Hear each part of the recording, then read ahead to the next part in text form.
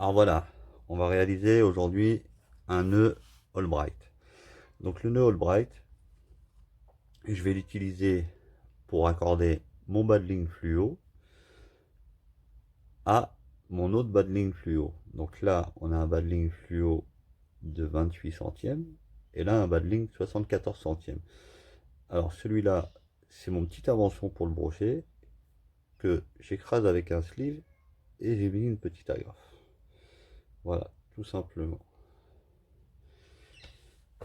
J'ai rangé mon briquet.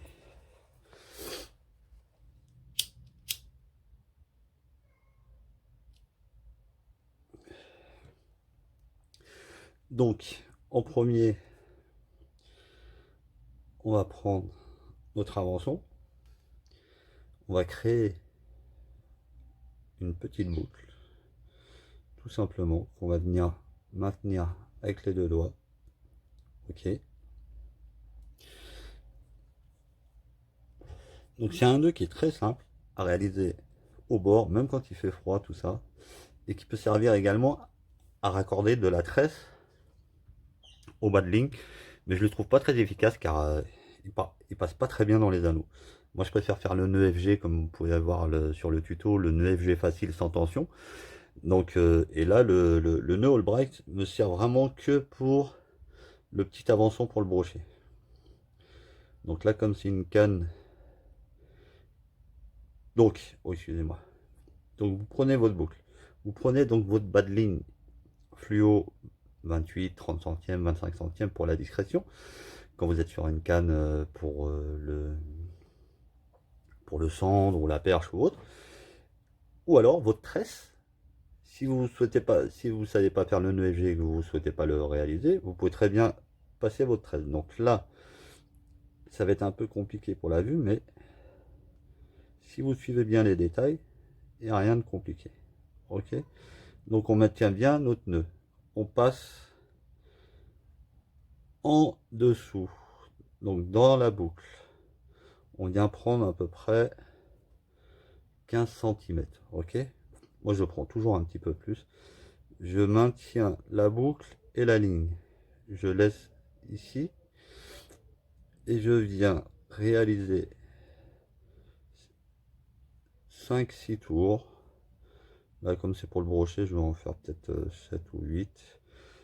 Vous faites toujours en gardant le, la boucle de ce côté-là. Faut pas que la boucle est vrille. Hein. Si la boucle est vrille, vous pouvez recommencer votre nœud. Donc là, c'est assez simple avec du gros fluo, mais avec du petit fluo, quand vous faites ça, donc là, j'essaie de choper. Hop là. Donc dernier nœud, là j'ai fait à peu près 7 tours. Là après, vous repassez par-dessus, vous tirez un petit peu, vous maintenez le bas de ligne, ok, qui soit tendu.